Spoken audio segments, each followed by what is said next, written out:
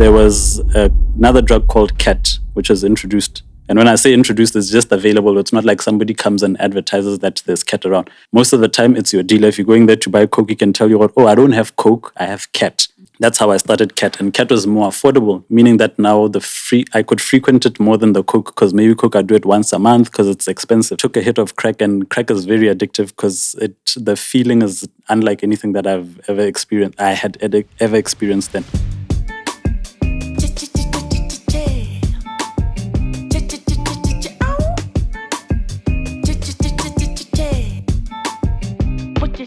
Thank you very much for having this conversation. I think it's a very critical conversation, a very crucial conversation, especially right now where we're seeing drug use being so rampant in the country. I think for somebody who perhaps doesn't use drugs or hasn't used drugs, it's a very foreign, concept. It's like, where do you find drugs?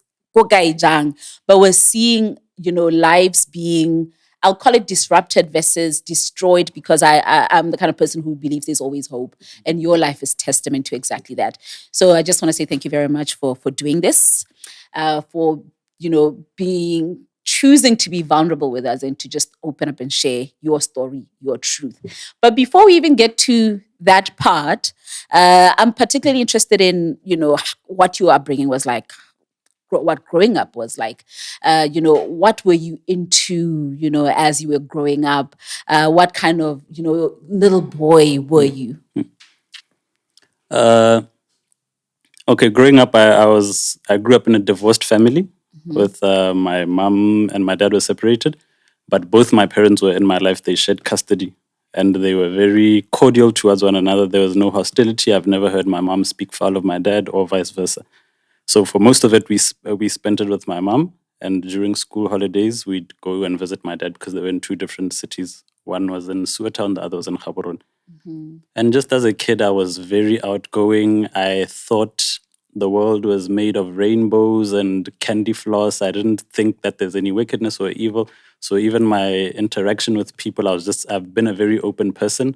I've always put myself out fully in every relationship that I was in, whether it's friends or schoolmates or whatever. So I think you brought up something that I'd like us to go back to, the fact that you grew up in a divorced family. And I think it kind of gives me the impression that you were aware of the fact that, okay, my parents are divorced. Perhaps just share a little bit on that. When did your parents get divorced, and were you aware of what was happening? What did that feel like for you, as a young person? So perhaps just take us back there. And it sounds like you have siblings because you're talking about we. So just share a bit more about that history. Okay, so they were divorced before I was cognizant of anything. So I was probably maybe around 2. Okay. And for me, all my life, that was normal. That's all you Because knew. that's all I knew. Okay. So even though I saw people who were in mixed parent homes, I didn't feel as if like I'm missing out on anything, because they did a pretty good job as divorced parents for both of them to be there in my life. And yeah, I do have siblings. I have an older brother and other siblings that I met at a later stage in my life from my dad's side.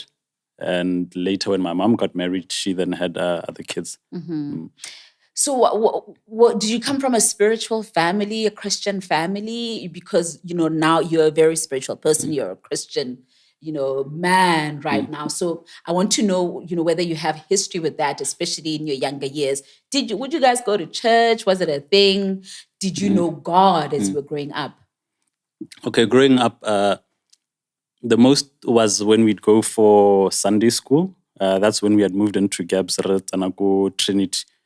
But for me, Sunday school was just like a school on the weekend where I get to see other kids. And, like when I was in school in primary, my favorite time was break time, so I can go and play with my friends. So even in Sunday school, I don't really remember a lot of the lessons. I remember the songs that we used to sing because they were repetitive, and that stuck with me. But in terms of like any moral grounding from Sunday school, I really didn't get that. And then at a later stage in my life, just shortly after high school, my mom got born again. And then now I had firsthand a front row seat to a born again person and started being exposed to church in that regard. But I wasn't. It was her journey and her experience, not necessarily mine. So I was outside looking in. Okay. And as you were growing up, were you always exposed to alcohol? Because I like to believe, a lot of times before people then eventually get exposed to everything else, alcohol is that first, I don't know whether to call it a drug, but like a substance that we're exposed to. So were you exposed to alcohol? At what point were you exposed to alcohol? Even before tasting, but like just seeing it around you. Was it something that you exposed to in your as you were growing up? Yeah, I was exposed to it from as young as I can remember. My mom used to drink, so there was that in the house. But she was, for the most part, a responsible drinker. But responsible, but still a drinker nonetheless. And then just as kids, you find anything to play with. And let's say we're making makeshift cars. You'd use a can, and you're aware that this can, so then we'd be playing with those cans, and they're everywhere. So not necessarily only in my family, but everywhere in society, there's always cans of alcohol everywhere. And like Bogolo, there used to be parties, neighborhood block parties. So in the morning, the street is going to be dirty. There's going to be cans everywhere. So you see all of that. And even when it's happening in the home, whether it's during Christmas or whatever social family gathering, people are drinking socially, and I was exposed to it like that. And was there curiosity, that you had? Because I think one of the things that I've heard, a lot of people who grew up in households where there was alcohol, or in neighborhoods or communities where there's alcohol. But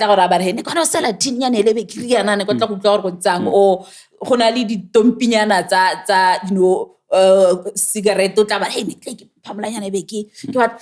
I'm curious. I just want to taste it, because it seems like it's such a pleasant thing when you see the adults doing it. So was that a thing for you? Were you ever curious, or at what point then was there, interest evoked in you to sort of try out this thing? Like, yeah, I was curious, and I remember when I was younger, if like maybe get me a drink at the fridge, I'm going to open it and bring it to Ebusa and then take a sip. And I was like, this thing is horrible. And it genuinely was horrible. I had no interest whatsoever. It was just tasting it. And then the first bottle that I ever had by myself, I took it in the house. My mom had friends over, and there was drinks left over in the fridge. And because they were still sleeping in the morning when I woke up, I thought, I don't think these people have counted these drinks. So then I took 2, put them in my school bag, took them to school the following day. And then when I got to school, I opened the toilet, the back part of the toilet, and put them inside there. And then waited for after school, took them out, told my friends about it, and we went and had some drinks. And how old were you? I was 12. Tell me more about that experience. How did it go? The adrenaline was the nice part, not necessarily the alcohol. The taste itself, yeah. The taste and the feeling of the alcohol, I can't remember that, but the adrenaline that we knew that we were doing something we're not supposed to be doing, that was the fun part about it. Did you get drunk? Like, was there any kind of nice feeling, sensation that came out of it, minus the adrenaline? So it was just, okay, I've tasted a drink, end of story. Yeah, also because we hadn't drank enough to get drunk. Yeah, nearly a group of guys just tasting and over 2 bottles, so it wasn't enough for us to individually feel anything from it. Now, take me to it becoming a habit, right? Because, then eventually it became a habit, and then you started also trying out other things, right? So perhaps just now get us to that. Like, how then did alcohol become an actual thing, something that you actually drank? And what was the next substance? Let me just put it that way. What was the next substance that then you tried out? Okay, so the first proper time now when we were really getting into the crux of it was when I was in high school in South Africa. I was in boarding school. I had an allowance, and so did everybody else in the boarding house. So we'd come together and contribute. And mind you, these are people from all over the country. There's people from Durban, from the Northwest, from Gauteng, different family backgrounds, and others were exposed to other things. So you'd have somebody who's who knows more than the others and say, guys, this is what we can do. This is how this thing works. And then because we're all friends, and it's the same thing that I said with me the first time I brought alcohol, I invited my friends into it. So that's where we started drinking when I was in boarding school. And post-alcohol, I tried weed, and I also tried Mandrax. There was a lot of Mandrax in Kimberley at the time. So with the Mandrax, it was very disgusting. People would smoke it and then they start drooling and they'd spit in a bucket. And this is like students. Yeah, students. Oh, wow. So for me, it was very unhygienic and I just didn't like it. It put me off just because of how it looked. In terms of the taste, the first time I hit the Mandrax, yes, I got the feeling, but it wasn't enough for me to want to do it again. So because in the same environment, there was also weed, I preferred to smoke the weed. And I kept on smoking. Actually, that's how I started smoking, and I kept on smoking ever since. And then by the time I came back more Botswana, my friends in the neighborhood, I was staying in Block 5 at the time, there was a lot of weed everywhere. There was block, there was skunk, there was banana. Is this like types of weed? Types of weed, yeah. And like, like if you have something good, you're going to tell, like, let's say you're into sneakers or into shoes or into handbags, you're going to tell your girls about like the latest handbag. Yeah. So the guys who are into weed are going to tell you about block or block or the skunk is like this. So you go out and try and find it. Or the ones that because I spent a lot of time in South Africa, I wasn't exposed to where it's being sold here. But my friends had it. So if one of them goes to buy it, I'd go with him. And then eventually I can go and get it myself. And that's how it progressed from there. I was a full-on weed smoker. Okay. Before we continue with the, weed smoking and everything else, because I'm also just curious about what Mandrax is, right? Because we hear of these names, and I think a lot of other people who perhaps haven't, experimented with the drugs know of the fact that there's weed and coke and Mandrax and ecstasy and da-da-da-da-da, but what are they, right? So I really want you to educate us where that is concerned. But I'm curious, why did you go to boarding school? Was it something you wanted? Was it something that, was it a thing perhaps like in that particular era, you complete, your primary and then kids then go to, because parents can afford to take them there. And it seems like perhaps education on that side, like is so much better. Like why the decision to go to boarding school, especially in South Africa in your case? Okay, it was on the table because like my dad had asked me if I'd want to go to boarding school in South Africa. And outside of him offering it, we knew of people who were schooling in South Africa, and it seemed like a thing. It was a cool thing to be known that you were schooling either in South Africa or in America or wherever. Yeah. So just the fact of leaving the country was a good prospect. So when the opportunity came for me, I took it up, and that's how I ended up in Kimberley. And did you like school generally? I liked, like I said, my favorite lesson or my favorite time in school was break time. When I get to interact with my friends. Yeah, so you were more of that, social butterfly, enjoying interacting and with great interpersonal skills, I'd like to believe.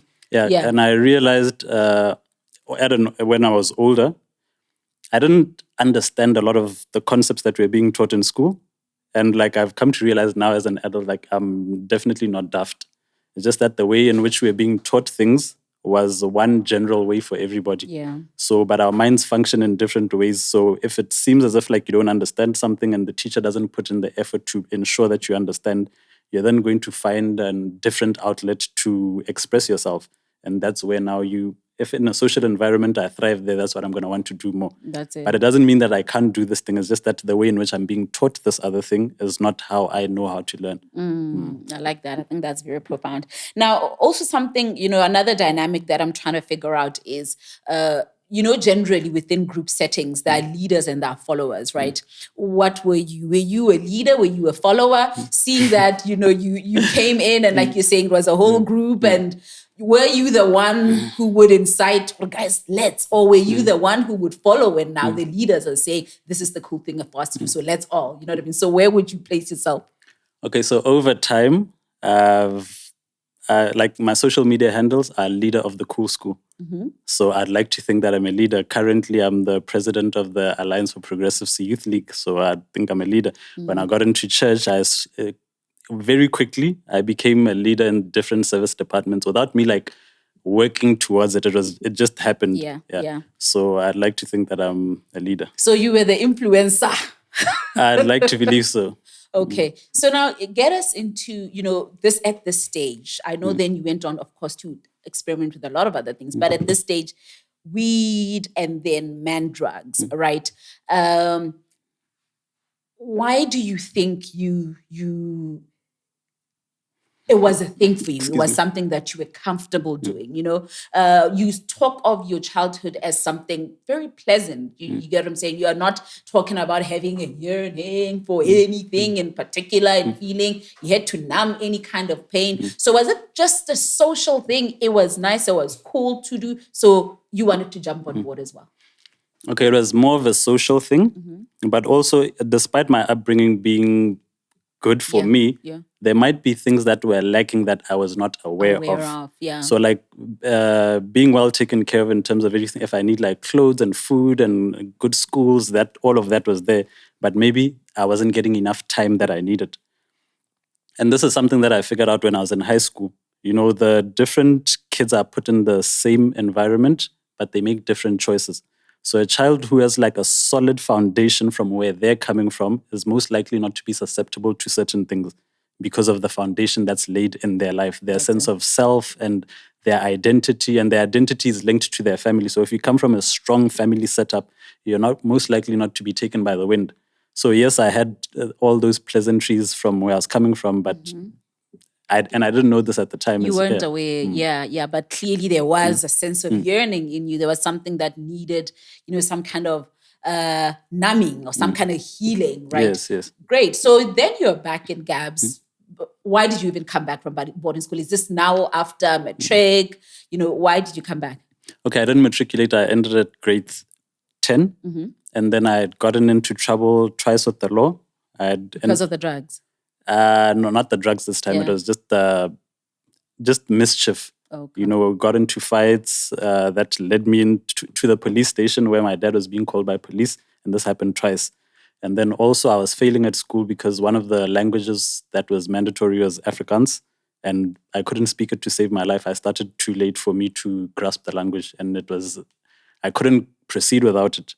So then I realized, because I repeated once, and then the following year, the same thing reoccurred again where I had to repeat again. I was like, but this thing is going to keep me moving in circles. I might as well go back home where I understand or come to the Northwest. And I tried finding a school in the Northwest. I went to Tiger Kloof and organized, and I went there by myself. I just went and I came and told my parents, look, I went to Tiger Kloof, I went to Freiburg, and I found these schools. They said I must come with my parents because they can't just enroll me in a school. And that fell through the cracks. I came back here and then I went to GSS. Yeah. So that's the reason why I came back. Okay. And you're now back at home and you still continue with the weed smoking, you said, because you mentioned that the Mandrax wasn't a pleasant experience, whether from you taking it or watching other people after taking it. So now, you continue with weed, I'd like to believe. You go to GSS. Did you then find that it was easy for you to continue with the habit now that you're back from South Africa? Or was there a culture? Get us into that. So with the GSS, it's like if you take a plant and put it where the conditions are so excellent for the plant to thrive. There's manure, there's enough water, there's enough sunlight. So the type of lifestyle I was leading in South Africa, GSS was a haven for that. Oh, wow. There was so much anarchy, like so many wayward kids. There was weed, there was alcohol, there was parties. So more, and actually some things that I was exposed to in South Africa, I was exposed to more in GSS. Yeah. Oh, wow. And I think because I also had experience before I went to South Africa, I was at Rainbow and I still had friends there. So the things that we were doing good GSS, people in Rainbow weren't doing it. So kids in government schools were a bit ahead in terms of botout. And what are these things? Like, what else then did you start, experimenting with? What kind of habits, even beyond the substances? Like, what were you guys doing now? GSS has always had this bad reputation. I actually went to GSS even back in the day, like literally 2 decades ago, and it still had a bad reputation. So I can only imagine now, you were there and GSS is elite, GSS, gangsters paradise, right? So what habits then do you develop in this era, or do you just find now that like you're saying, the habits that you already have now get magnified because you're in a Yeah, so it only got magnified at GSS. There wasn't necessarily nothing new at the time. Also, I'm not even sure about what was happening in the city at that time in terms of like the other drugs, in terms of like cocaine or cat or... Okay, cat definitely wasn't there. But as high school kids at that time, we weren't exposed to Other drugs. That was just weed. Okay. Yeah. But it was more rampant than other places that I had been. Okay. Yeah. Now, at what point do you get introduced to the next thing? Because, clearly from what I'm getting is it starts with this and then you then try whatever else is, introduced to you and then you try another thing. So what is the next thing that you got introduced to and how did that come about? The next thing was cocaine. And the first time I tried it, I had just gotten into UB and the government had delayed giving us our allowance. So it came 3 months later and it was a lump sum. And I think I collected it in an envelope. So like I had a lot of money, didn't know what to do with it. So I knew the money was coming and I'd already planned beforehand that when it comes, this is what I'm going to do. So the time it came, I just asked around, does anybody know where I could find coke? And at the time, guys were telling me about like crack. So these were people who were doing crack that I was asking. In an area where like we just used to hang out, drink. So around those areas, everybody knows what is happening. Asked those guys, they were introducing me to crack. I wasn't interested in crack at the time. I wanted coke. That's what I wanted. Nobody suggested it to me. And eventually I got a number, I got a sachet. And the day I think Kulichana was in town in Game City on the rooftop, I remember the time when he was going on stage, I was going in the opposite direction. Like when he went on stage, everybody who was just like lingering around went flooding towards the stage. I was going in the opposite direction. I was going into a bathroom to like lay a very fat line, hit coke. My mind opened up. And this wasn't my first line. I had it at home before I went. Yeah. Okay. No, it was my first time that day. I had it at home. So because I was indulging like that night, almost every 10 minutes or 30 minutes, anytime I get an opportunity, I just want to go and do another line. So that's how when that was happening, I was going in the opposite direction. Why did you want coke? Just from things that I've seen on TV, the music that I was listening to. So I was listening to a lot of hip hop. I was watching a lot of, the type of movies that we watch, these violent, if you watch like American Gangster, if you watch The Wolf of Wall Street, that's the type of stuff that's happening in those movies. And every time when they show it, they make it seem as if like this is the most fantastic thing that you can do. And like how those guys look when they're high off coke. So I was like, I've been smoking weed for so long, I'm not getting any new feeling. So maybe it's time to bump it up a notch. And that's where the curiosity came from. All right.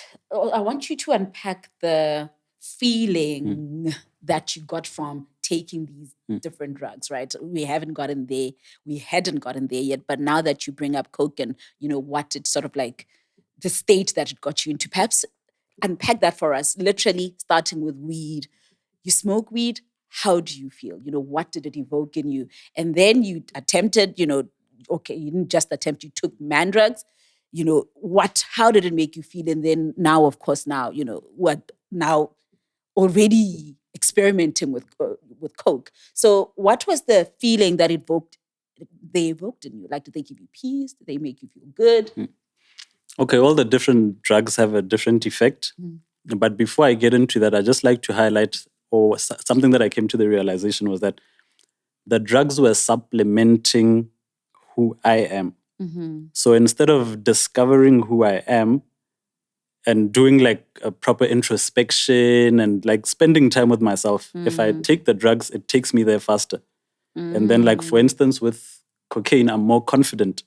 Instead of finding the confidence within myself, if I know who I am as a person, nothing can shake me and nothing can move me. And I need to be in that space constantly as myself, not as Thapelo on cocaine. That's it. So the cocaine was supplementing that. The weed maybe calms me down and just makes me feel good, but I needed to learn how to feel that way by myself. And at this point, you're not aware of any of that. I wasn't aware that there's that void. And like I said, when I look back to who I was as a kid, and then what I went through my teenage years when I was drinking a lot of alcohol, when I was in South Africa and smoking weed, I was slowly losing myself without realizing it. And like now in my adult life, I want to retrace my steps to go back to that kid who had no inhibitions, who was very outgoing, who could like get into a crowd of people and like express himself and just not be shy or scared of anything. That's it. And we're going to get to that just now, But I'm wondering, so at this stage now where you're taking coke, are you aware that you're an addict, or do you just still think I just enjoy taking drugs. You know what I mean? I'm a recreation. You know how people would say, no, I'm a recreational drinker. I'm a social smoker. You know, what do you think? How are you defining this stage of your life? Do you realize that you are actually addicted to substances? Kana, it hasn't dawned on you yet. It hadn't dawned because it hadn't posed a problem in anything that I was doing yet. So sometimes you can do something for a very prolonged period of time and it hasn't hindered anything. For example, like most of the time here when we speak about drugs, we speak about children in high school or whatever. But then there are adults who are also drug addicts. Now imagine somebody who's a banker or a lawyer who's making 60,000 a month. You're able to support the habit and do this for maybe 10 years, and it's not hindering your finances because you're making a lot of money every month. But so then you don't get to a point where you realize you're an addict. You're like, oh no, I just use this thing. Yeah. Or like everybody who drinks, you know, like in Botswana, we have like a drinking culture. We have a drinking culture. So like every weekend people are drinking. Now, if you ask all those people, they don't think they have a drinking problem because it's normal. They can afford it. They can repeat the process over and over again. That's it. Yeah. So I didn't know that I was addicted until maybe when I couldn't afford it and I wanted it. Or until I just had to sit home on a certain day and I can't sit home. I just want to be out all the time and do this thing all the time because now I like the feeling that it's giving me. And without that feeling, I can't just be in myself. Yeah. So I want us to get to that point now. At what point do you realize I have a problem? And was it even I have a problem? Or was it okay, I want this, I can't live without it, I need to just keep getting more and more? Also, what was the next drug that you then, of course, experimented with? Because like I keep saying, it clearly looks like then it's this, and then it's the next, and then it's the next. So now you're using Coke, and, it gives you this sense of confidence, and you just keep going back for more, right?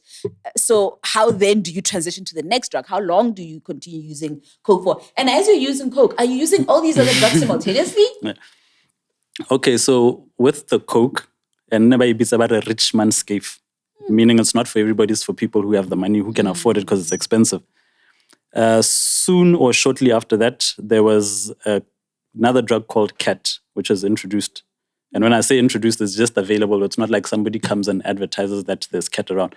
Most of the time, it's your dealer. If you're going there to buy Coke, he can tell you, I don't have Coke, I have Cat. Meanwhile, he does have the Coke. He's just trying to introduce you to this new thing. And he knows that you want the Coke, but you can't get the Coke now. You're going to want something. And he's going to tell you, no, but this does more or less the same thing. That's how I started Cat. And Cat was more affordable, meaning that now I could frequent it more than the Coke, because maybe Coke I do it once a month because it's expensive. This one now I can do it almost every other week. So from Coke to Cat, that's how that happened. And then eventually the people that you surround yourself with, or the places that you would be in, different people do different things. So on a certain day, you don't have Cat, or you run out of your Cat and somebody has crack. And they're like, do you want to take a hit? Took a hit of crack, and crack is very addictive because the feeling is unlike anything that I've ever experienced. I had ever experienced then. So that's how I got into crack. And then it progressed from there on. And now, because I've done everything, I've done Coke, I've done Cat, I've done crack. Anytime if there's Cat, I'll do Cat. If there's Coke, I'll do Coke. If there's crack, I'll do crack. But I had preferences. And it also depended on where I was going. So I knew a lot of people. I was in many different spaces. So for instance, if I'm in G West, I'm going to be with the guys who smoke crack. If I'm with my friends in Pakalane, they would judge me if I bring crack, so I'd be taking Cat. But eventually I'd get bored at the end of the night because the height of the Cat is not like of the crack, so I'd leave those guys and come back to G West, and and that's how it went. So from what you're saying, Thapelo, it looks like drugs are easily available, like they were at least accessible to you. And a lot of people were using them, or is it just like a small little circle and everyone knows everyone else? Because I'm just sitting here thinking, how do you know, first of all, the plugs? You know what I mean? Who then introduces you to this plug and to that plug? It seems like it's a whole culture. Please just elaborate there. Like, just educate us a little bit on the reality on the ground where drug use and availability, accessibility is concerned. I think everything sells itself. Like if You know, like right now we have social media influencers. So these people like photography. And before you know it, you're going to know every photographer in the city because that's where your mind is That's focused it. at. Yeah. If you guys are into bags, like I was saying earlier, you're going to know who's selling the bags, who's selling this and this and this. So the people around you would always tell you, look, friend, I just got this new thing. I got this new thing. And same thing with the drugs. So like, and you trust these people in this circle because we're dealing with illegal substances. Do you know what I mean? But I'd like to believe for you to so comfortably use them, especially within this, it's because you all trust each other. Like, we're not going to get into trouble. And is there anything that you try to do particularly to try and make sure that you don't get into trouble? Or it's just like just taking it every day, like taking every day as it comes? okay, the primary thing in that environment is alcohol. We do these things when we are drunk. Nobody's just going to wake up. It's not like a bunch of sober people who decide, let's go and get cat or let's go and get crack. It's usually people who are drinking. Now, when you're drinking, your inhibitions are a bit lowered and you're not in your right mind. You might think that you're thinking correct, but you're really not. So the decisions that you make then, if somebody like offers you coke or offers you cat or offers you crack and you're drunk, you're more susceptible to do it. So that's how it happens. It's when people have their guard down. So it's not like you're asking yourself a million questions. No, not even. Yeah. Now, let's talk about you now at the point where you realize you are addicted. What was happening? What got you to that realization? I think every time I would do it, I would have moments where I'm reflecting. Because no matter how much you try and run away from something, it will always catch up with you. So like I was saying, I was running away from myself or the void that I had within me that I was not taking the time to fill and figure out myself. So in those quiet times when I'm alone, either after I come back from drinking or a party, and like most of the drugs will give you insomnia. So like if I'm home and I can't sleep and everybody's gone home, people, whether let's say it's on a Monday and people are going to work, I don't work, so I have to be at home and like figure things out. Now I'm there and I'm thinking about the choices that I'm making. I'm looking at my life. I realize I've been doing this thing for like since last year. I was in the same place and then this year and then next year. So like I was moving around in circles and it was starting to get to me. And just those thoughts made me want more for myself. I used to ask myself like a lot of difficult questions. Now I had started doing the work. But if I die now, what are they going to write on my program? Because like usually people have their accolades there. This person went to school and this person was a good person. There was nothing to write home about me. Because I started at a young age. That means like a huge chunk of your life was just taken up by this habit. Exactly. Yeah. Where is your family in all of this? Do you have in this season anybody who keeps saying, Thapelo, Thapelo, do you realize what you're doing with your life? Does your mom know you're taking drugs? Is anybody, trying to sort of help you beat this habit? Or is it your little secret? It's me in my world. Everyone else doesn't realize that I have a problem. What people do is they band-aid the wound. Like if you see there's a problem, you're just going to wrap a band-aid around it. So, I get it because I'm not doing anything with my life. So they could tell there was a problem? Not necessarily. The problem that they could identify is that I'm not doing anything with my life. Okay. Yeah. So they're not realizing that this person drinks every weekend because drinking is normal.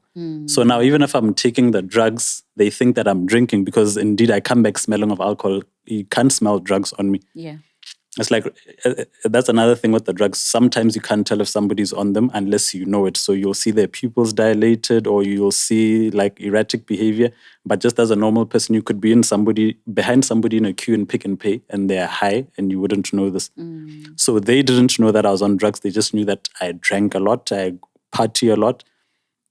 And how they tried to help me is like, try and get a job, speak to your brother, ask him to get you a job, speak to your auntie, ask her if she can take you to school or this or this or this.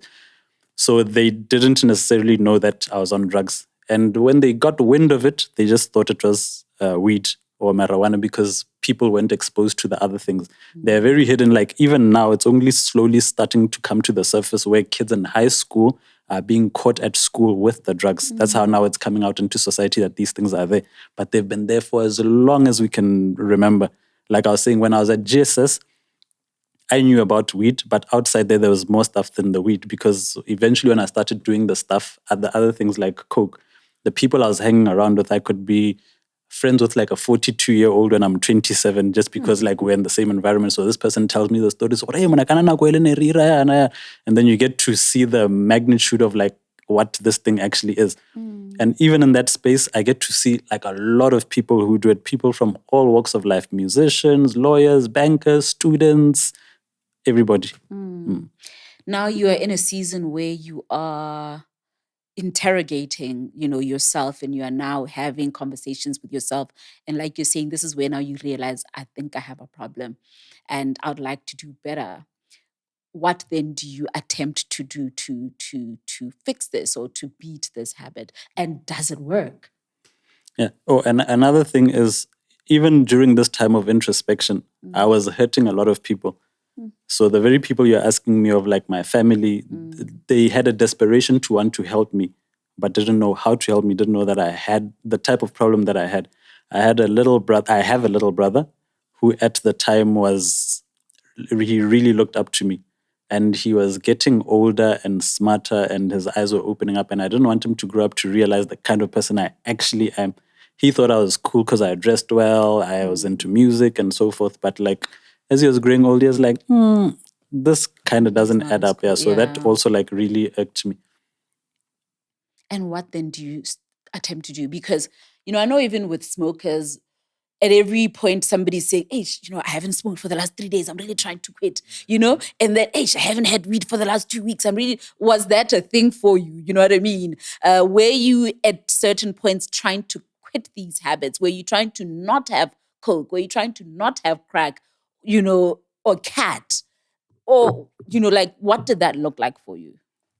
It just looked like stepping away from the environment, and then what? Then I'm just home. Then what? Like, there is no plan.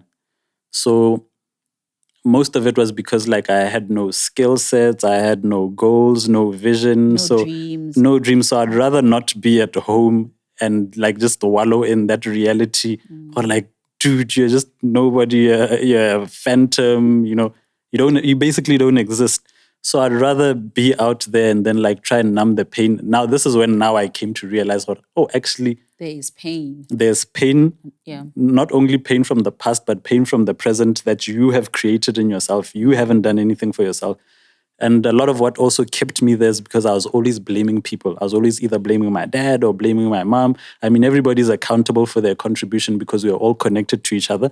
And the moment I maybe stopped doing that, like finding fault in what other people are doing, it kind of helped me make strides, because I was like, what am I doing for myself? Because eventually my dad won't be here, my mom won't be here, my brother won't be here, but I'm going to be here. And who am I going to blame them? And I can't keep being the victim all the time, because it keeps me paralyzed and not moving forward.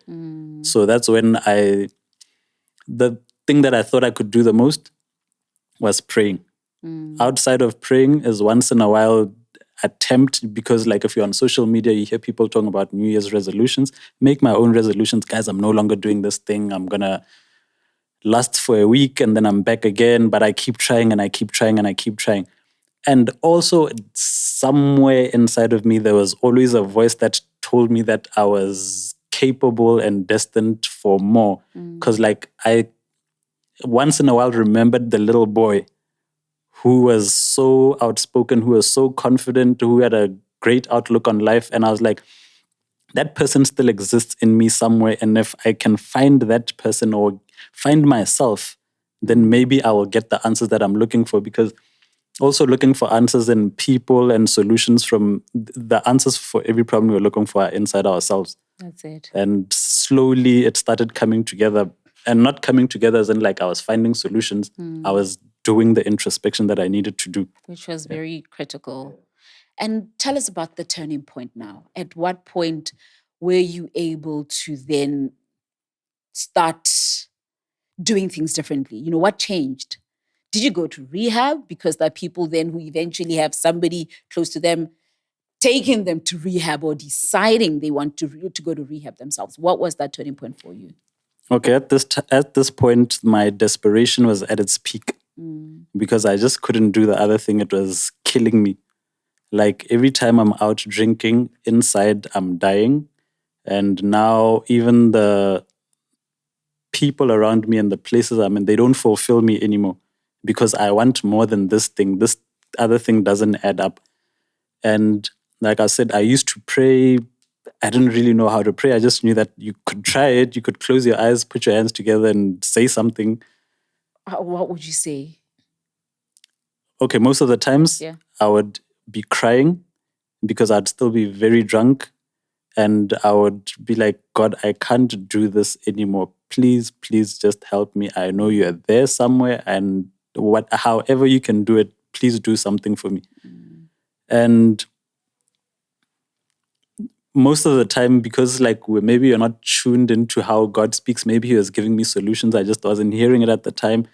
Or because also the solutions are not necessarily always miracles. Sometimes it requires for you to do something. Work. And you don't want to do the work. You just want a quick fix of like, okay, turn my life around, give me a job, let me start making more money. And if it had happened that way, I would be back in the same place again. Because now I'd be able to afford it. And I'm like, oh, the guys now who stopped buying drugs for me or stopped sharing with me, I'm going to show them dust. And So yeah, so what happened then? What changed things for you? I went to church one day. There's a day I woke up where I had to go to church. I just felt it inside myself that I needed to go there because there's a lot of other stuff we might not have the time to get into it. Like while I was on the drugs, certain things started happening that were just the weird, unexplainable, and that also raised my faith more in God because I was very exposed to like evil and I could see it. It was tangible. There was things that are happening. There was a person that I had met who was doing weird things that I don't have the time to. It's a story in itself, yeah.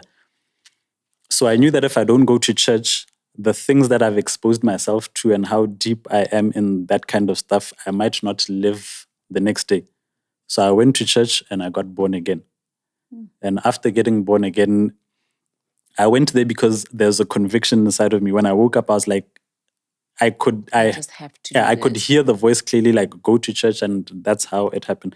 Got in church, I gave my life to Christ. It was on this exact day, 6 years ago, on the 25th of June, 2017. I went to Winners Chapel, gave my life to Christ, got baptized in the Holy Spirit, and since that day until this day, my life has never been the same again. Like so many things have happened that are not really logical things that I can attempt to explain. But even though they're logical, there's so much proof in the things that have happened in my life. So like, I remember I used to now go around attempting to tell people, stop drugs are bad and this and this and this. But my wife has this thing that she likes saying that God can't be explained, but is only revealed. Yeah. And through my life, I've seen so many things that have happened that people now, those friends from back then would call me and say like, whatever you're doing is working. For the first 2 months, we thought you'd be back. Then it was a year, then it was 2 years, and 3 years. Now you're married, now you have a daughter and this and so many things are unfolding in my life. And it's very evident that I've tapped into something, and whatever the thing is, it works. And I've had a personal relationship with God since that day to this day to understand what, hold up, how did you deliver me from drugs? Mind you, like after I got born again, 2 weeks later, I had an encounter where everything left me.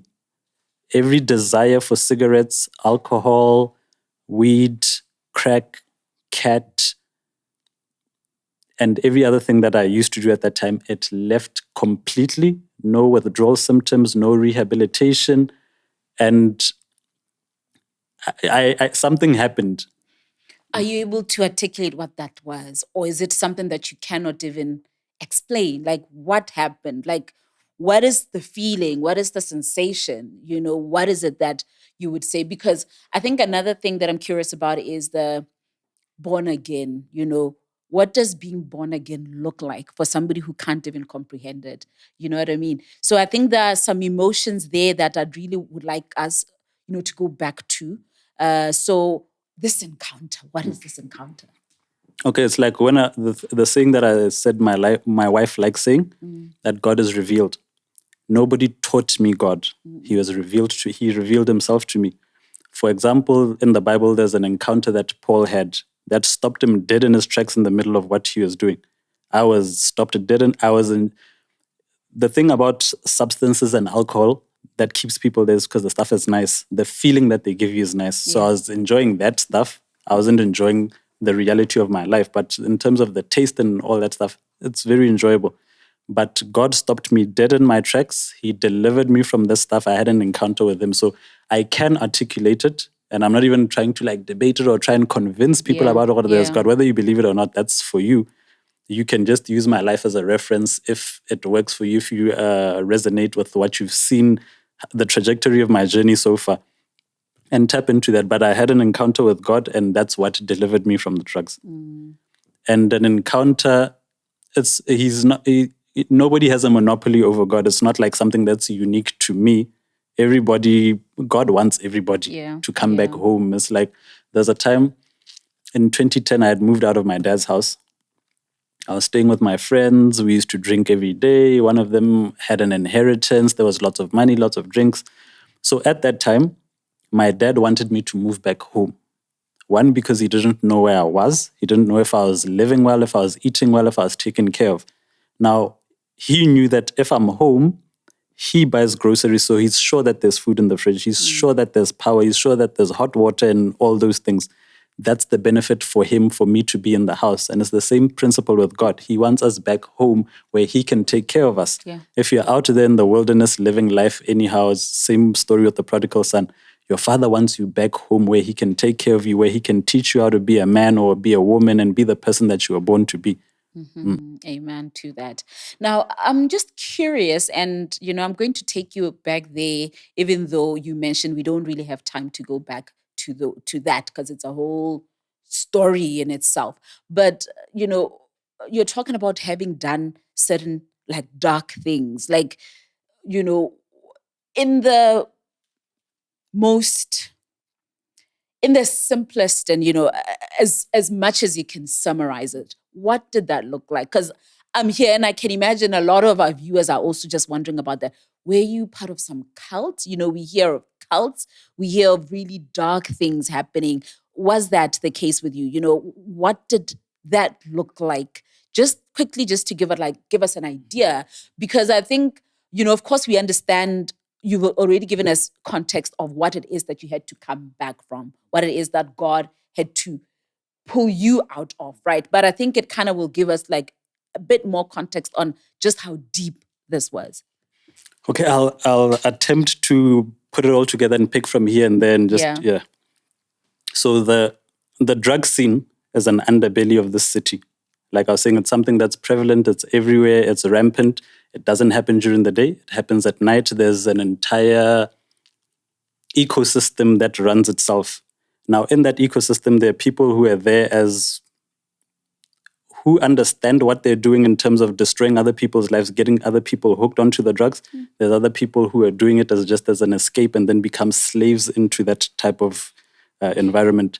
I met this one guy who the first time when we met, this guy told me he's the baddest dude I'd ever meet. I was like, no, that's not going to be, like our conversation was flowing. I really enjoyed the dude. And I was like, that's never going to be a problem because I won't bring that side out of you. Something inside of me since we became friends, this guy was, like I said earlier, he was 42, I was 27. I always knew that there's something, like it was too good to be true. We really got along. And I knew that someday when me and him are going to have to fight, and I wouldn't want to fight him because I like that guy, I love him, he's my friend, you know what I mean?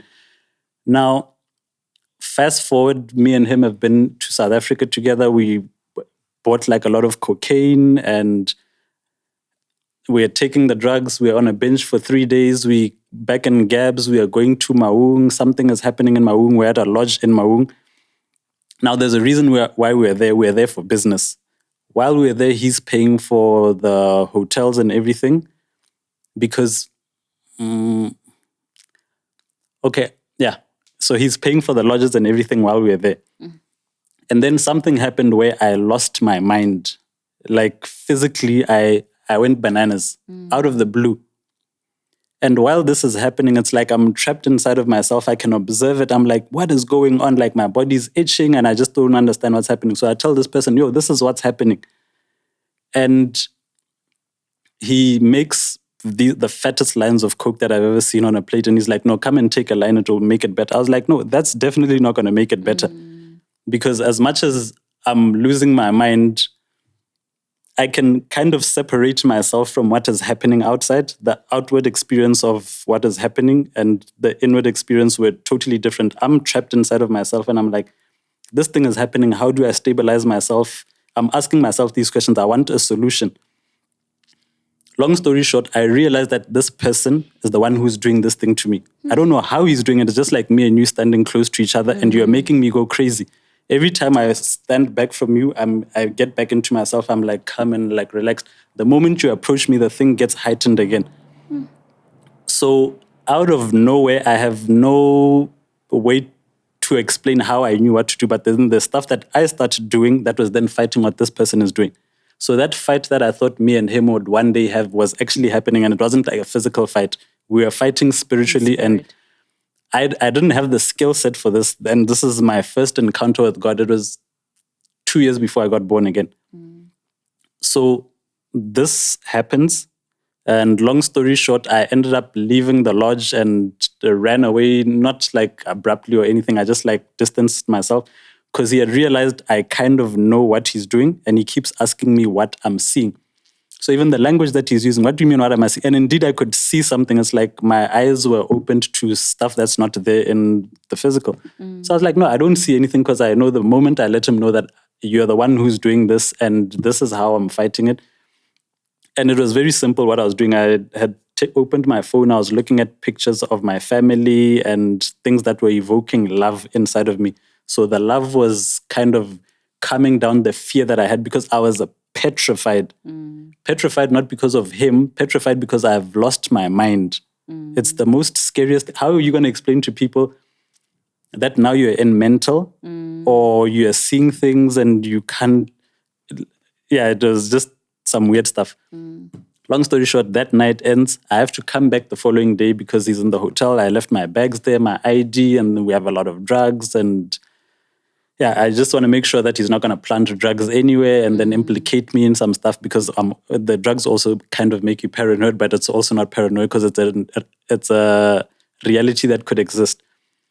Meet back with the guy, come back to Gabs. I tell people about it. Now the following day, we're having a sober conversation. What is happening? I was like, yo, man, I don't know what happened. I really lost my mind, but I'm feeling better now, but I'm still traumatized. I was like, what was this person trying to do to me? And at the time, Harleko Maung by the lodge, I kept on having like visions of me like underwater. So I don't know if he was trying to sacrifice me or trying to initiate me into something. One of the two. I didn't have the language for it at the time because I was just a guy trying to have a good time. You know what I mean? So that's the thing that I was alluding to. Yeah. And just the drugs themselves, it's like, you know, the language people use nowadays when they say everything is energy. Like how you'd say your grandmom has cooked this food with love. Yeah. The love that they have in their heart as they're laboring and serving their families emitted into the product that they're creating and presenting to you.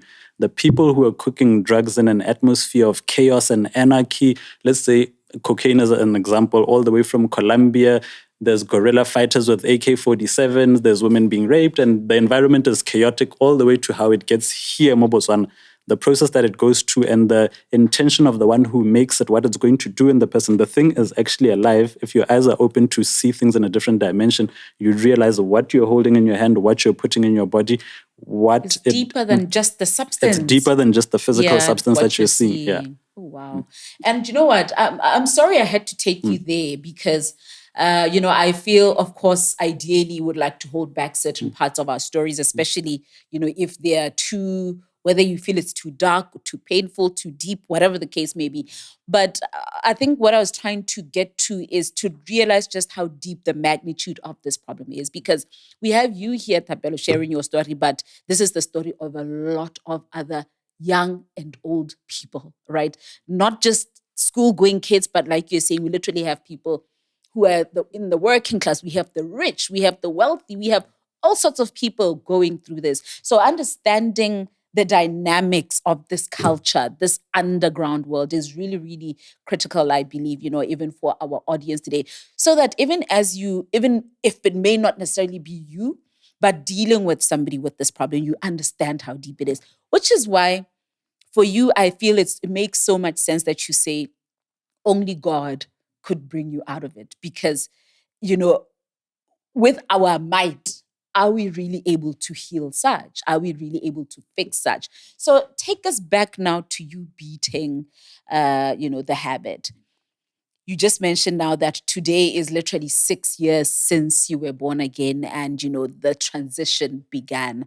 How has the 6 years been? People talk about withdrawal. I don't know whether they're called withdrawal symptoms, but like you go through torture, as you're trying to quit this habit. Did you experience any of that? No, I didn't experience any withdrawal symptoms, only because of the process that I went through.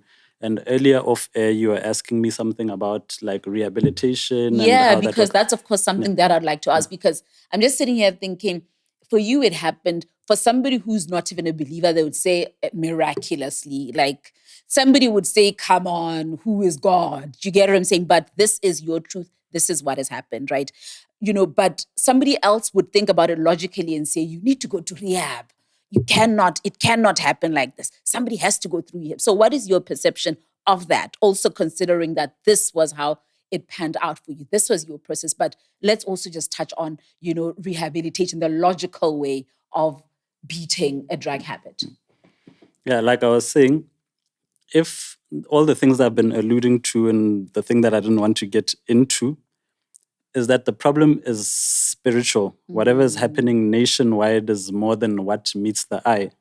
And if people attempt to tackle it through the high tea, where we're going to dress up, look nice, and say, Have drugs, yeah, let's conversations. have a conversation. Drugs are bad. We are far from solving the problem. And it's not only drugs, there's just so much happening at a national level or just in the world at large.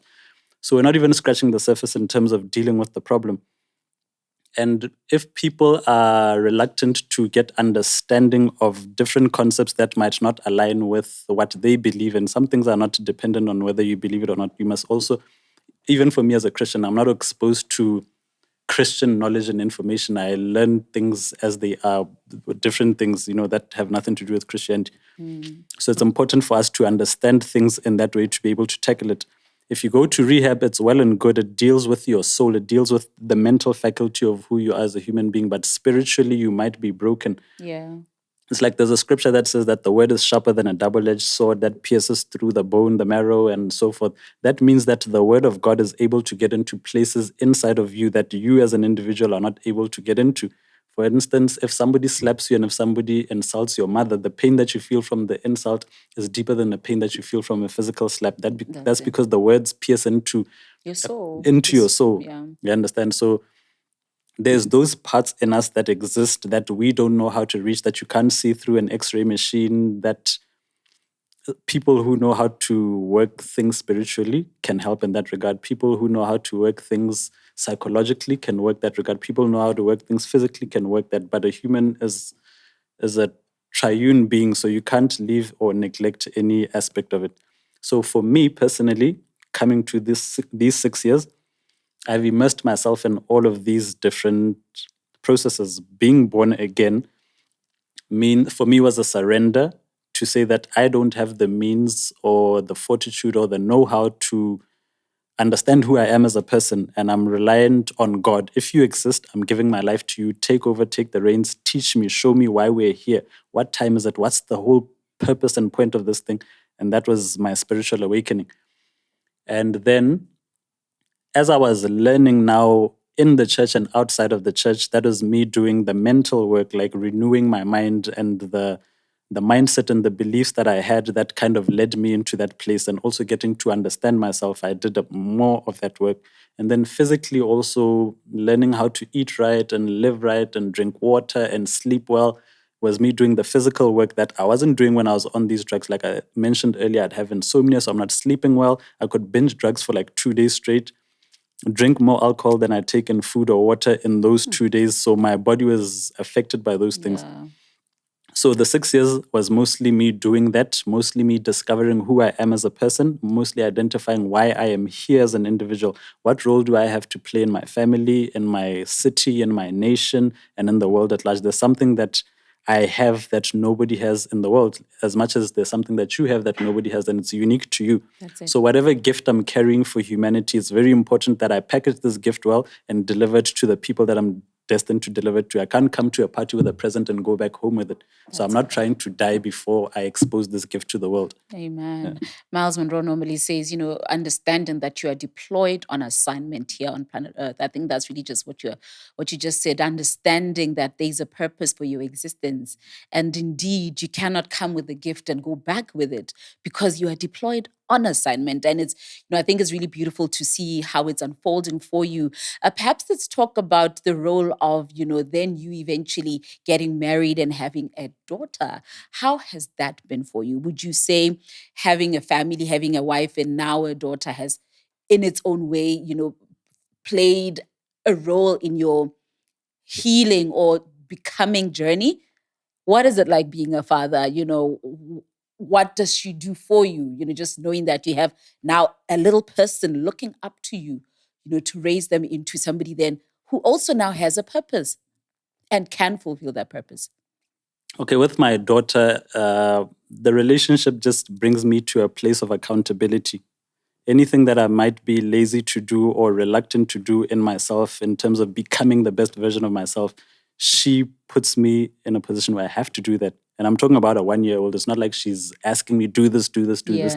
Just by virtue of observing nature unfolding, and I just know what I need to do as a human. It's the same thing with my wife. There's certain things that as an individual, I'm comfortable in that kind of space, but my wife comes to challenge me to do things in a different way because there's things that she knows that I don't know. And there's things that she might see in me that I've been sweeping under the rug that now calls for me to man up and become that person for both her, my daughter, as well as myself. Absolutely. Now,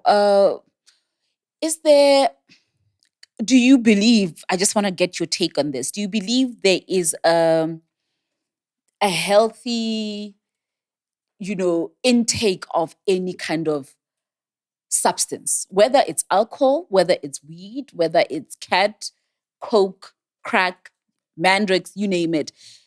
Because, I think the biggest struggle is people are always saying, no, but I've got it under control. You know what I mean? It's like the tipping over is where perhaps the problems begin. But is there a tipping over, that we should look out for before we realize that there's a problem? You spoke about alcohol intake as a country earlier. Can it ever just be viewed as normal? No, this is like, I don't even know whether I'm using the right word, but like more thing. Do you get what I'm saying? What is your take on substance, the use of substances, even before we get to abuse? You know what I mean? Is there normal use and then abuse of any kind of substance? And this is just my opinion. Your opinion. Yeah. I just want to get your perception. There's no justification for taking anything that alters the state of your mind. If one drink does that to you, there's no excuse for taking it. And whatever it does for you, why are you not able to do that thing for yourself? If you say that it helps me digest food, the way your body was designed, it was designed to digest food. If you're saying, oh, no, alcohol, I can now red meat, because that's how we find ourselves in a bind, by coming up with these justifications for the things that we do. So my short answer is just, there's no excuse. We can do without it. And if you can do without it, rather take that route. So do you think most of the time we'll use these things as crutches? Absolutely. Yeah. So, and with alcohol, people call it a social lubricant. Yeah. It's easier to socialize and. And it speaks to there being a problem with my ability to socialize in my authentic state, right? Why is it that I struggle to just present myself as is? I usually, talk about my experience loving the stage when I was growing up, because I loved the stage, I loved theater. And I got to realize in retrospect that I was escaping the person, the little girl in me who didn't have the confidence to present herself as she is, right? She didn't have a voice, she didn't have confidence. So I needed to escape on. Yet it looked like a good thing. I love acting, but was that really all it was? So I really, I think that's really what I'm getting from how you interpret our use of substances. Really, we're escaping, whether we want to acknowledge it or not. There's something we're escaping. And I realized that you wanted to. I was going to say it's like what we were saying earlier. It's about your, like in terms of being born again. It's an issue of identity. You giving your life to God is going back to your factory settings. Yeah, the authentic, true you. Now, in that state, the Bible even says that we are gods. If we are made in the image and the likeness of God, there's nothing that you can't do, whether mentally, physically, spiritually, emotionally. You can, like, there's so much to draw from just from inside of yourself. And people are missing out because if you keep taking the easy way route, then you don't get to discover and realize what you're capable of. Absolutely. Now, I think it would be an injustice if we don't do this. I would like you to, earlier you mentioned that, it was very difficult for the people around you to realize that you're taking anything else over and above the alcohol, right? What do we look out for? What are the signs, right? I know it's difficult to save somebody. Ideally, people should save themselves. But I think it is worth trying, attempting, if we're around people, if people we care about, people around us have a habit that they need to beat. Where do I begin? What are the signs? What do I look out for? And even these drugs, what do they look like, Thapelo? How are categorizing? You know what I mean? The one thing that I think a lot of people are familiar with is the fact that, okay, weed is a plant, is green, and coke is a powder, right? But perhaps just as we wrap up, unpack those for us. Just give us, now let's just get practical and give us, like, create awareness on what we need to look out for. What are these things? What should I look out for around me? What if my child is on this and I'm not even aware? What kind of signs should I look out for, even in the behavior and the physical makeup?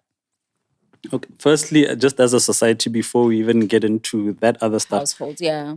Family is the cornerstone of the nation, of every society. Once we look at the family structure, we are able to identify the root cause. Before we're dealing with the problem, let's deal with the root. What kind of environment are you raising a child in? Because firstly, they didn't ask to be here. Yeah. You brought them here, and you need to understand, have I created an environment for this person to thrive and for this person to become the best version of themselves? Am I giving them a fighting chance? So broken families, or families where parents either themselves have their own personal traumas, where the mother is always shouting at the kids, or the dad is not present, or one of them is an alcoholic, or that's what causes the problem.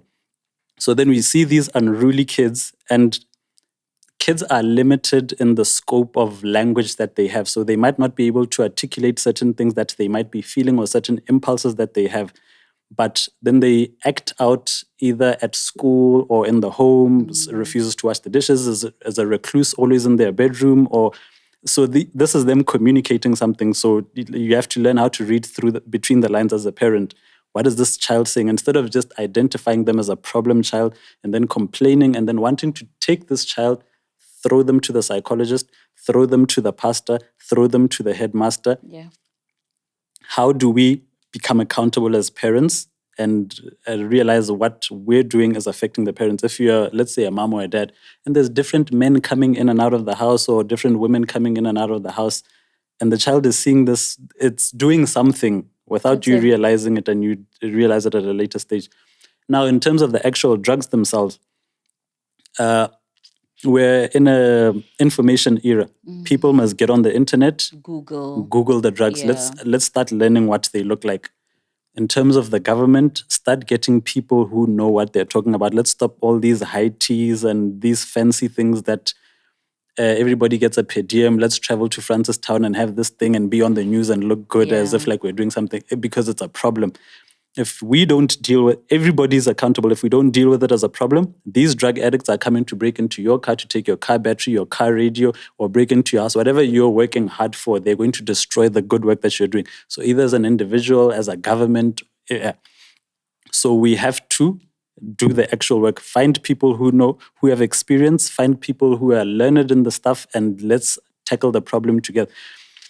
I genuinely believe that it's something that can be solved. If we just engage All the is right, not lost. if we engage the right people and create the relevant programs that can sort out the problem, not maybe in a year, not maybe in 2 years. Let's do research. Let's get the right people who know how to do the research. What exactly is the scope of the problem? Not opinions.